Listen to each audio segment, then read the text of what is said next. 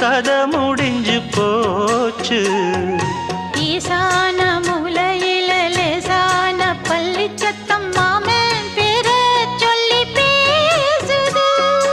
ஆறாத சோகந்தன்ன தீராம சேர்த்து வச்சு ஊரும் சேர்ந்து என்ன ஏசுது.